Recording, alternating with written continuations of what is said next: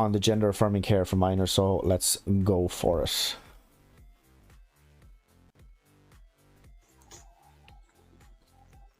How you doing, Wes? How old are you? I'm 18. 18, okay. Yeah, so why do you disagree on gender affirming care for minors? So, foregoing like the gender affirming, it can genuinely have tragic consequences with like the transgender youth experience. They can like develop like unnecessary amounts of levels of violences and bullying that get like just from being transitioned at that age, especially with the world going around just like that in general, and especially with the youth at this age, is going to be bashing that kid and will probably lead to suicide. And they don't know, even if it's under minors, how do they know specifically that like they genuinely feel like that? What if that feeling can change in any sense to the form of when a kid, say, minors especially, like they can feel like that and then just immediately not sometimes, and that's just depending on their level of mood changes and all that. But yeah. Yeah, I mean, like, okay, so this stuff is definitely not dependent on like mood swings and stuff like that. I mean, so Yeah. if somebody is approved for that sort of care as at a young age, I mean, like they have been consistently, insistently, and persistently um displaying kind of that, like those sorts of behaviors that are attributed Mhm. with kind of a need for that care. So I mean, like they have gone to like doctors, they have gone to pediatricians, they have gone to therapists, they have like this has been absolutely on like almost 100% confirmed. There is a rate of of like people who have gone down the like that sort of route, who then do back off of it and who then do kind of change their mind. It is incredibly small. That's not to dismiss those cases, but it is incredibly small. And as we know, I mean, like, so the kind of care that minors would get, I mean, we're kind of pretty much exclusively talking about puberty blockers, and they are entirely reversible. Yeah. Yeah. So, like, also adding on to that, I said that very completely wrong, and I do apologize. I did not mean mood swings or any of that. I apologize for saying Yeah, that yeah, part yeah, wrong. that's fine. Yeah, but also it's also with the factor of transgender youth are also more likely to feel less safe at school than cisgender youth. That is youth who chooses like gender identity, inconsistence, whatever, all that stuff. It can affect the child mentally and like cause them to in a depression state. In some cases, I have a source. I don't know where I can find it if you need me to. There's multiple cases of kids who have transitioned back just because of their mental health being dropped, and rate causes of suicide because of the youth, the violence basically. That is like that's not a problem with the gender affirming care, but that's also it's gonna help them at the same time, but it's also gonna make their life worse in some senses, where it makes just the person want to be more depressed, honestly. Like it just affects their whole mental area with that. And it could like perform like it helping the mental health and all that, but it also does perform a lot with the society that we have out there, violence, all the like disappropriate levels of it, basically. And the bullying, it's just like it would be better for not minors, basically, especially with minors. Like you're still going to school, you're still going through all that. You'd still get more like hate and bashful stuff. Sorry, around that area, but it would be better for non-minors who aren't like forced into school and are going through this society. It would be better to just have it yourself, like older ages, instead of just like coheriting with the society and all that.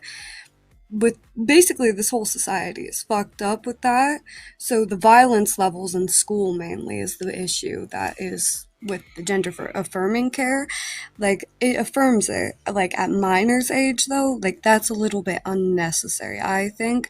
Like after you're 18 and you're in like a college or something with people who actually understand and develop emotions better, or the way a person feels, it'd just be like more, you know. able for the person. So okay, so I understand everything that you're saying. If somebody is getting bullied, that's hardly the trans person's fault. That's surely everybody else's fault and kind of wider Yeah. society's fault. So like that really kind of shouldn't be even really kind of used as an argument against it. The like arguments kind of for it would be that trans people who have gone through who have not gone through the puberty associated with the gender that they that they now don't align with. I mean, the depression rates are way, way, way, way lower. The rates of kind of gender dysphoria or of body dysmorphia are way, way, way, way lower in all of those kinds of cases. And I mean, overall, kind of happiness indicators are way, way, way up. So, like, if our goal, which it definitely should be, is to make the most amount of people the most amount of happy that they possibly can be. At least that's what I would kind of argue for, at least in a kind of decent society. Then yeah, absolutely, we should be kind of doing everything that like makes it easier for the most amount of people to be kind of happy. Yeah, that's a very great reason, and it does drop suicide rates and all that. It like helps depression and suicide, and it makes the person feel better. There is many, many good arguments against that, and everything with that. It's also like it is mainly the society's problem, especially in youth. That is my point. It's not a really good argument at this rate, but it's just as a minor while you are going through those ages of school, that is going like I feel like that would make the person more suicidal or more depressed with the bashful comments and hate constantly towards that, and gender affirming would completely like help them with that. Like it would transition them for that point, and like their body dysmorphia, it'll fix all that and all that. But also the people is the main problem here, like especially for minors. That's what I'm trying to get at here, is minors being in school with this society and not just being at a like say a job or something like college where people don't usually do that, like immature stuff, immature rates with all that including into the person's mindset and all that shit. It just doesn't work out for a minor. Well, yeah, I mean, like I would definitely kind of agree that like people are bullied and people are kind of harassed in schools, but like again, I wouldn't use that as an argument against why somebody shouldn't go through gender affirming care. I mean, especially if they have kind of gone through all of the kind of criteria that has been set out by the oh fuck, what is it? The American Psychological Association, or the I'm blanking on the exact name, but it's definitely something kind of along those lines. Anyway, basically they have like set out a list of kind of guidelines to follow when you are kind of treating somebody who is a minor when they are going through all of this stuff.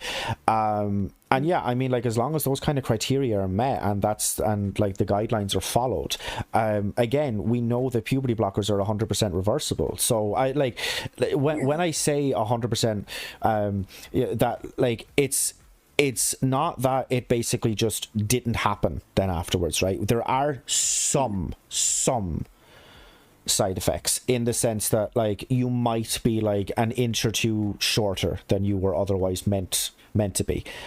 I just don't think that that's a good enough kind of reason to say that this shouldn't be the case or that this shouldn't be kind of done, because again, the amount of detransitioners are so incredibly small, and the yeah, I just don't think that that's a good enough kind of trade-off for it. Yeah, well, thank you. Have a nice day. Uh, I know my point isn't the best, but it's just, depression rates, all that for kids, it's not the best. But have a nice day. Thank you. You too. Bye bye.